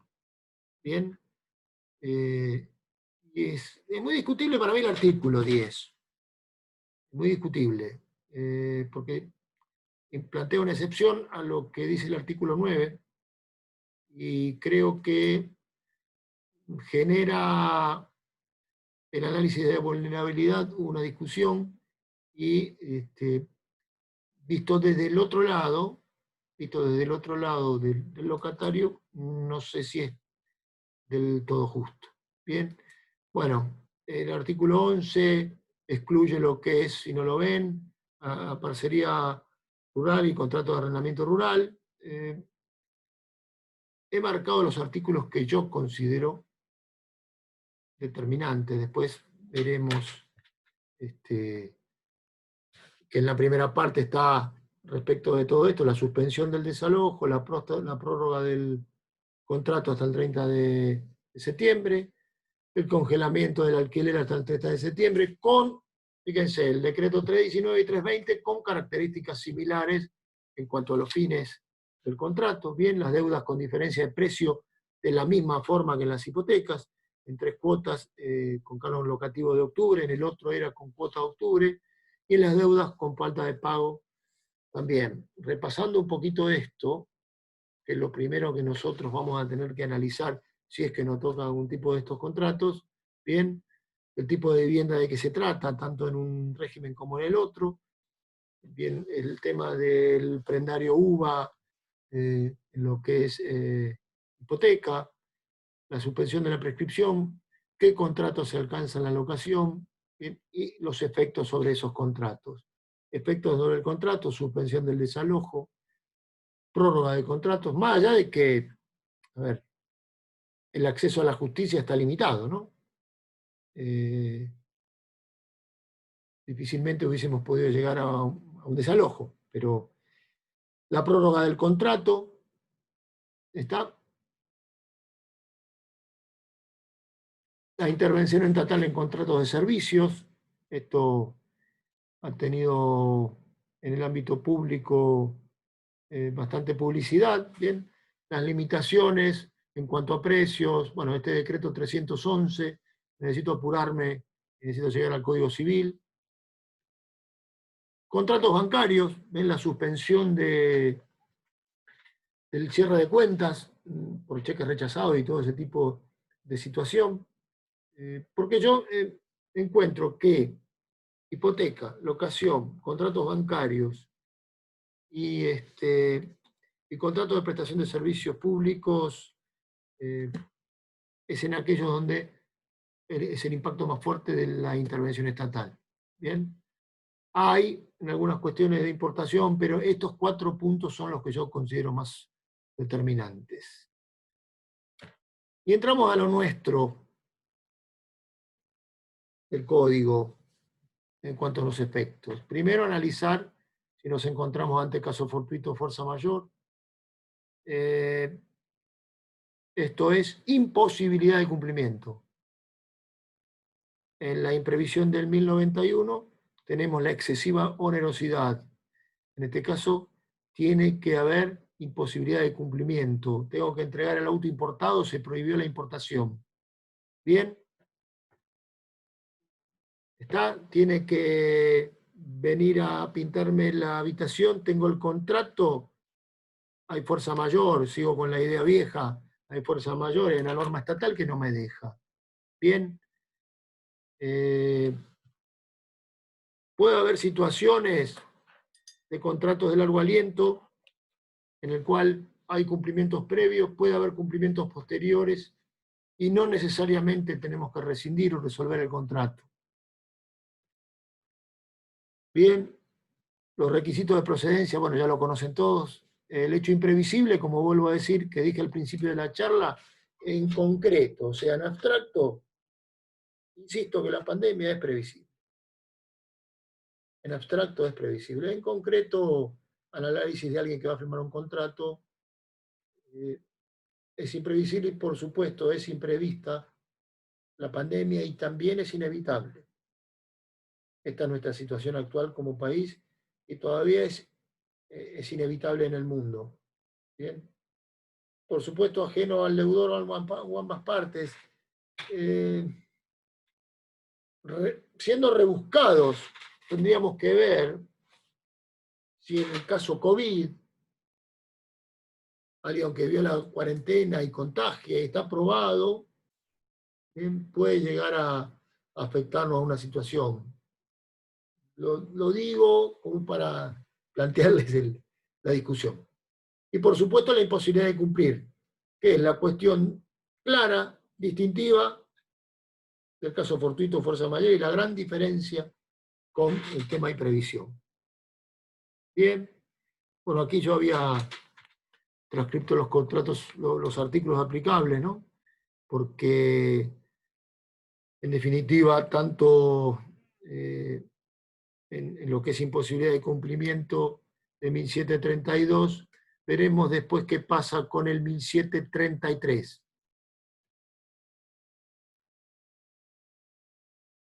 A ver. La imposibilidad de cumplimiento material, legal o personal, esto es lo que vemos habitualmente en contratos, en obligaciones. La desaparición física de la cosa, pérdida, destrucción, el impacto de la ley sobre la imposibilidad material, aparece luego la imposibilidad legal. Aquí vamos a encontrar no solamente la prohibición o que deviene ilícito analizado desde el punto de vista penal. Es imposible legalmente salir a la calle, allá que la gente pueda llegar a salir igual. Bien, es imposible legalmente que el señor me venga a pintar la habitación. Y la imposibilidad personal, acá van a generarse montones de conflictos en los contratos intuitus personae, y acá es, en este punto doctrinario, histórico, que nosotros siempre estudiamos, en el cual puede ocurrir lo del COVID directo que así decía hace un ratito. A ver, repasando, en la imposibilidad material, la imposibilidad legal, la imposibilidad personal, que nos complementan todo lo que tiene que ver con imposibilidad de cumplimiento, 1732, 955, 956 del Código. Perdónenme, pero como lo considero fundamental este tema, voy a volver a repasarlo. Caso fortuito. ¿Es la pandemia una situación de caso fortuito, fuerza mayor? Sí, justamente el caso fortuito, el COVID directo, la fuerza mayor, más allá de lo que dice la parte final del código que ustedes ven al final. Bien, hecho imprevisible, previsto e inevitable, ajeno al deudor, todo esto se configura, ya sea por el directo o sea por el hecho del príncipe, con la salvedad de la imprevisibilidad o no en abstracto y en concreto. Las normas aplicables, bien, del código, y lo que en doctrina siempre decimos, qué es la imposibilidad material, qué es la imposibilidad legal y qué es la imposibilidad personal.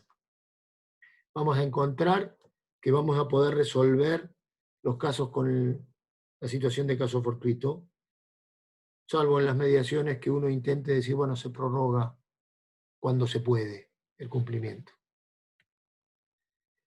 Bien, hay un artículo 1733 que nos va a dar las posibilidades en las cuales subsiste.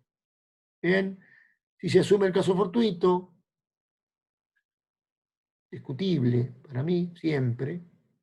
Bien, si la disposición legal resulta que no se libera el caso fortuito por imposibilidad de cumplimiento, si la parte está en mora, o sea, si debiste antes de, vamos a tomar fecha 20 de marzo, si antes del 20 de marzo ya estabas en mora, bien, si el caso fortuito de imposibilidad de cumplimiento sobreviene por su culpa, no encontraría demasiado caso al respecto, bien. Si el caso fortuito, en definitiva, es propio de lo que tiene que ver con su contingencia propia de actividad, bueno, este último artículo, restituir como consecuencia de un hecho ilícito, que no va. Bien, en imprevisión aplicamos el 1091. ¿Se dan las circunstancias? Sí. Sí. En nuestro código, ¿qué tenemos de diferente? Que no está claro el tema mora. Bien. Ya en la nueva redacción del Código Civil y Comercial da otras posibilidades a la otra parte.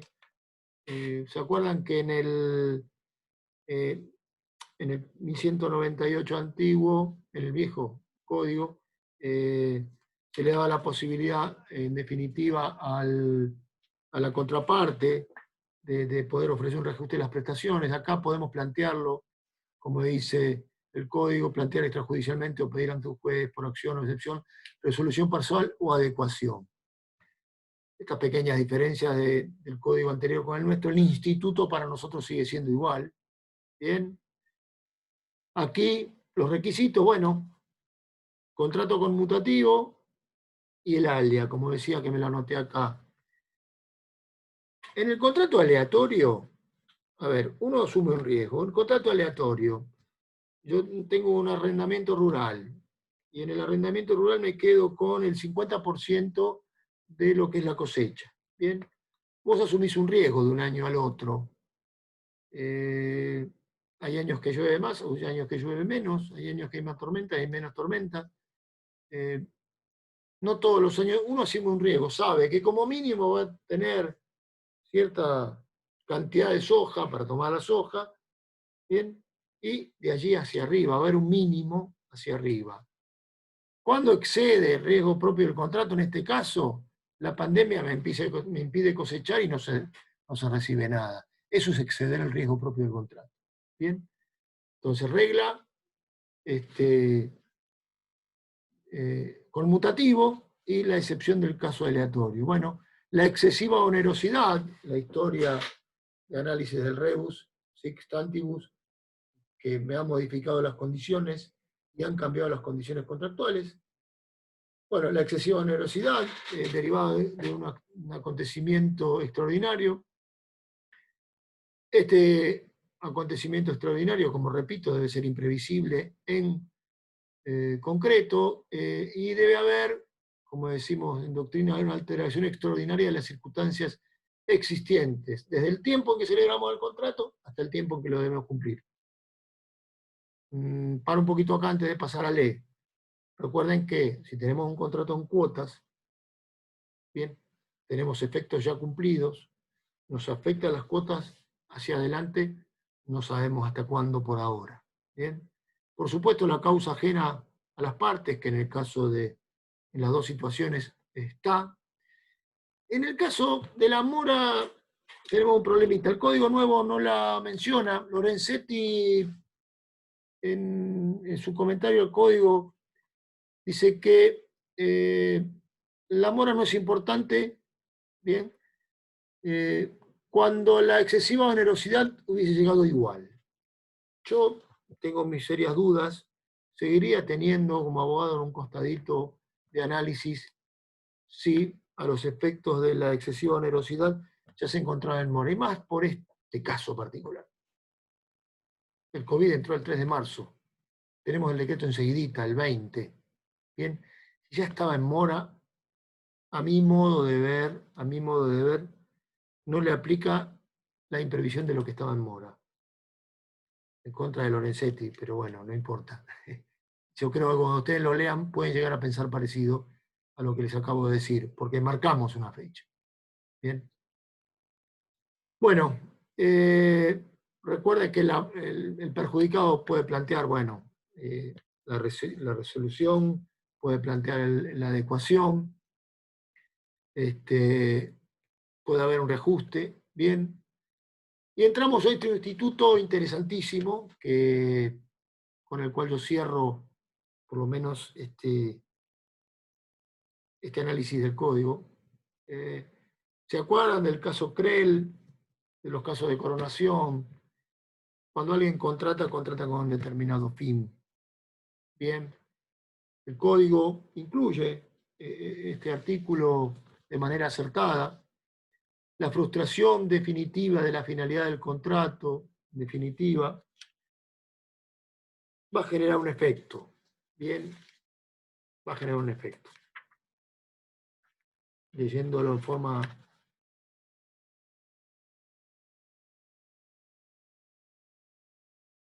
Y aquí está. Bien. La frustración definitiva de la finalidad del contrato autoriza a la parte perjudicada a declarar su resolución, si tiene su causa en una alteración de carácter extraordinario de las circunstancias existentes al tiempo de celebración, existentes al tiempo de su celebración. La pandemia, de un día para el otro nos enteramos que entró Italia, que se venía a Europa y que se venía necesariamente a nuestro país. O sea, estamos inmersos. Ajena a las partes, claramente ajena a las partes, que supera el riesgo asumido por la que es afectada. La resolución es operativa cuando esta parte comunica su declaración extintiva a la otra. Si la frustración de la finalidad es temporaria, hay derecho a resolución solo si se impide el cumplimiento oportuno de una obligación cuyo tiempo de ejecución es esencial. ¿Qué me queda fuera del artículo? La posibilidad de acordar. Alquilaste para el 15 de junio, pagaste. ¿Te parece bien hacer la fiesta en diciembre o en enero? Estas son las circunstancias que se pueden dar.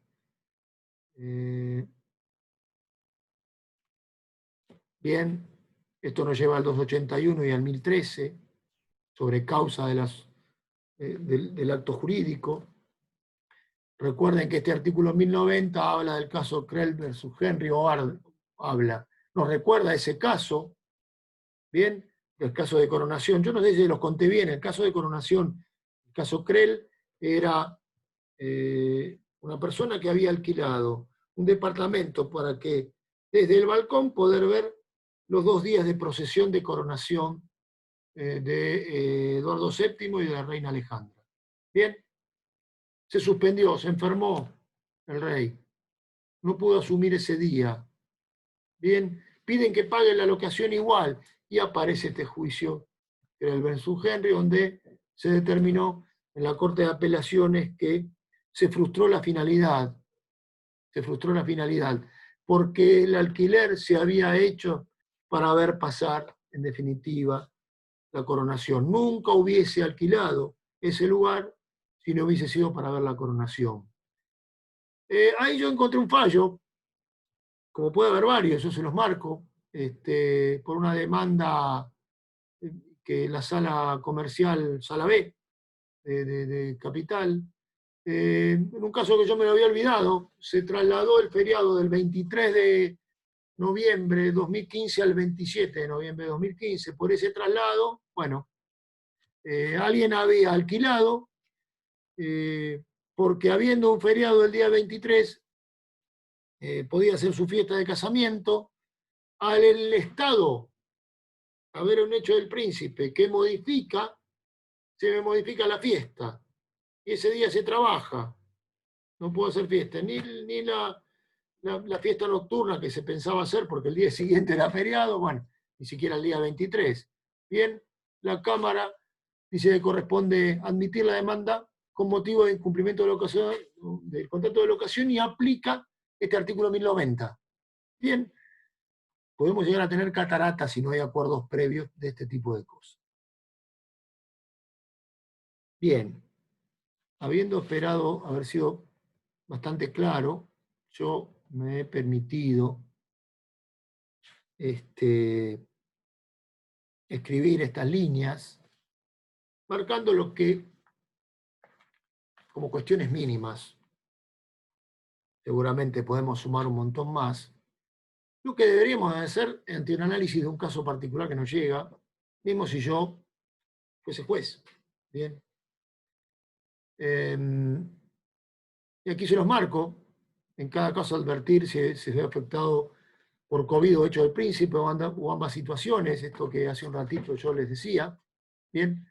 Tener en cuenta siempre el ingreso de la enfermedad en la Argentina, con fecha 3 de marzo, y la fecha prevista por el decreto de aislamiento, que fue el 20 de marzo. Después de todo esto vamos a tener que revisar todas las normas de aislamiento que fueron modificando y cambiando parcialmente. Bien, está claro esto, porque si no, a nosotros, recuerden, tuvimos una primera etapa de un aislamiento duro, el cual prácticamente salud, seguridad y muy poquito más, 20 de marzo.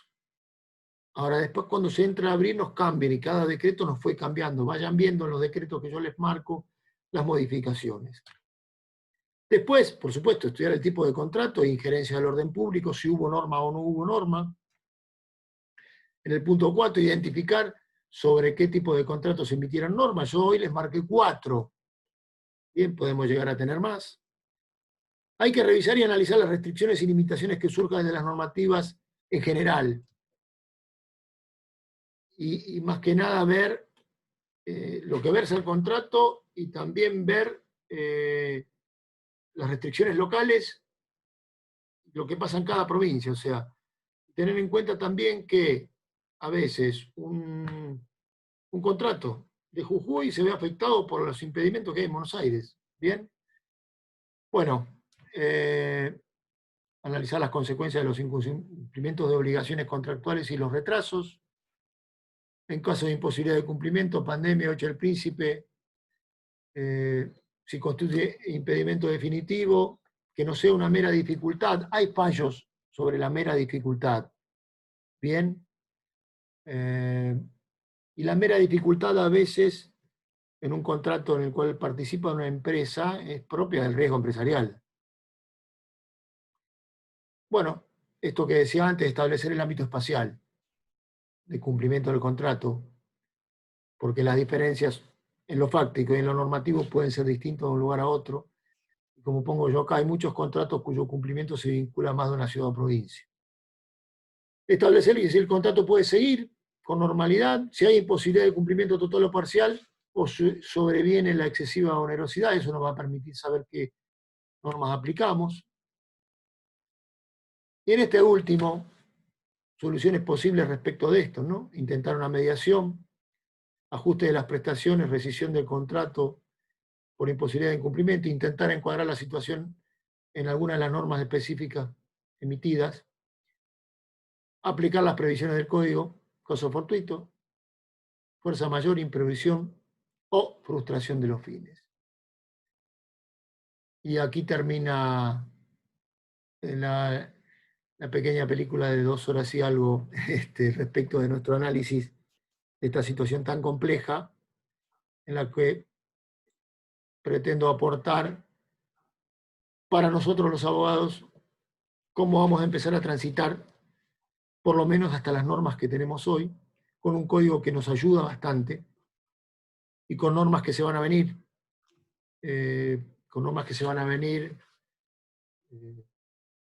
que probablemente en ampliación de las normas de emergencia ya dictadas, o quizás nuevas, esperando que prontamente se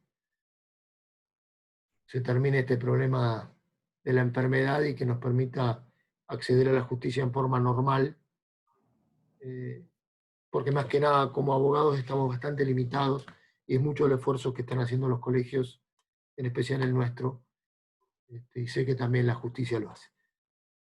Así que bueno, si hay alguna pregunta, la dejan por escrito y agradezco la atención de todos ustedes y la cantidad de participantes. Bueno, había algunas preguntas que fueron haciendo mientras daba la charla y les comenté que, bueno, cuando se terminaba la charla se habilitaban las preguntas. Si hay alguien que quiera consultar algo, lo puede escribir en el chat y la leemos. A ver. Esperen que quiero volver atrás. Sí. Ahí está. A ver, yo puedo también mirarlas. Ah, bueno. A ver. No dice el apellido.